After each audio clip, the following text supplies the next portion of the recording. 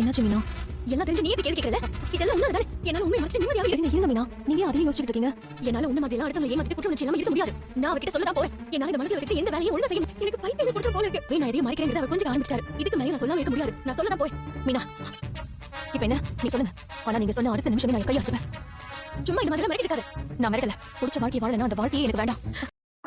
இன்றைக்கான எபிசோடில் நம்ம ரோகிணி மனோஜ் எல்லாரையும் காட்டுறாங்க.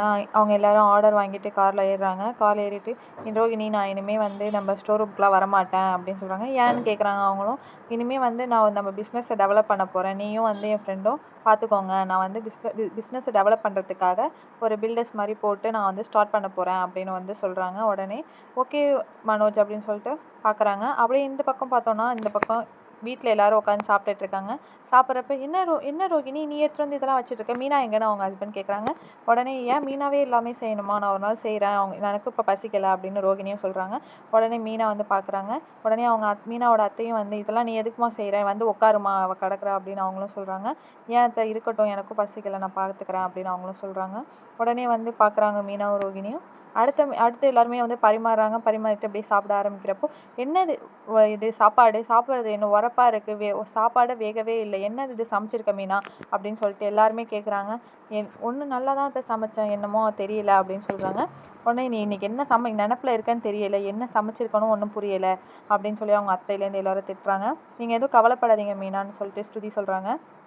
உடனே முத்துவும் நீ என்னாச்சு உனக்கு, ஏன் இப்படிலாம் இருக்க, அவள மனசில் எதுவும் பிரச்சனையோ, என்னாச்சு உனக்கு மனசில் எதாவது வச்சுருக்கேன்னா சொல்லு ஓப்பனாக எதாக இருந்தாலும் அப்படின்னு சொல்கிறாங்க.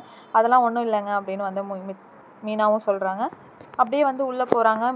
உள்ளே போயிட்டு உன்னால் பார் நான் எப்படிலாம் இருக்கேன்னு அப்படின்னு சொல்லிட்டு கிச்சனில் போயிட்டு ரோகிணிக்கிட்ட வந்து கேட்குறாங்க. இப்போ இருங்க மீனா அப்படிலாம் பேசாதீங்க அப்படின்னு இப்படிலாம் இருக்காதீங்க, நீங்கள் நார்மலாக இருங்க. இப்படி என்னால் நார்மலாக இருக்க முடியும்னு அவங்களும் கேட்குறாங்க. என்னால் மனசாட்சி விரோதம் பண்ணிட்டு இருக்க முடியாது, என்ன பண்ண சொல்கிறேன் என்னை பாரு, இப்போ அவர் கண்டுபிடிச்சிட்டாரு, அவர்கிட்ட நான் சொல்ல தான் போகிறேன் அப்படின்னு மீனாவும் சொல்கிறாங்க. ரோகிணி உடனே நீங்கள் இப்போ சொன்னீங்கன்னா நான் கையை அறுத்துப்பேன் அப்படின்னு வந்து சொல்கிறாங்க. என்ன மிரட்டுறியா அப்படின்னு சொல்கிறாங்க. இல்லை நீ மிரட்டினாலும் நான் பரவாயில்ல, நான் சொல்ல தான் போகிறேன் அப்படின்னு சொல்கிறாங்க. உடனே அப்படியே இந்த பக்கம் பார்த்தோம் அப்படின்னா மீனா வந்து மாடிக்கு வராங்க. மீனா பின்னாடியே வந்து ரோகிணி வந்து என் லைஃப்பில் நடந்தது நான் சொல்கிறேன் மீனா கேளுங்க அப்படின்னு சொல்கிறாங்க. உடனே மீனாவும் வந்து கேட்க ஆரம்பிக்கிறாங்க. அப்படியே ரோகிணி சொல்ல ஆரம்பிக்கிறாங்க. நான் காலேஜ் ஃபஸ்ட் இயர் படிக்கும்போது எனக்கு கல்யாணம் பண்ணி வச்சுட்டாங்க. எங்கள் வீட்லேயும் ரொம்ப கடன் பிரச்சனையாக இருந்தது அப்படின்னு சொல்கிறாங்க. உடனே அவங்க பெரிய சம்மந்தமாக இருந்தது. எங்கள் அம்மாவும் எங்கள் அப்பாவும் வந்து என்னை வந்து அந்த வீட்டுக்கு கல்யாணம் பண்ணி வச்சுட்டாங்க. அவர் சரியான குடிகாரர், என்னை விட 15-20 வயசு மூத்தவர் அப்படின்னு வந்து சொல்கிறாங்க. அப்படியே மீனாவும் சோகமாக கேட்குறாங்க. ரோகிணி சொல்ல ஆரம்பிக்கிறாங்க. எனக்கு இந்த லைஃப் பிடிக்கவே இல்லை, நான் எவ்வளவோ கஷ்டப்பட்டேன் அந்த இடத்துல, நான் வெளில வரணும், நான் சாகலான்னு முடிவு பண்ணி போகிறப்ப தான் வந்து எனக்கு கிறிஷ் வயிற்றில் இருந்தது தெரிஞ்சது. அப்புறம் ஒரு ஆக்சிடெண்ட்டில் அவரும் இறந்துட்டார். அதுக்கப்புறம் அவங்க அண்ணெல்லாம் சேர்த்துட்டு எங்கள் அம்மாவுக்கு 5 லட்சம் பணம் கொடுத்துட்டு என்னையும் வந்து அந்த வீட்டிலேருந்து துரத்தி விட்டுட்டாங்க மீனா அப்படின்னு சொல்லி இந்த எபிசோடை முடிக்கிறாங்க.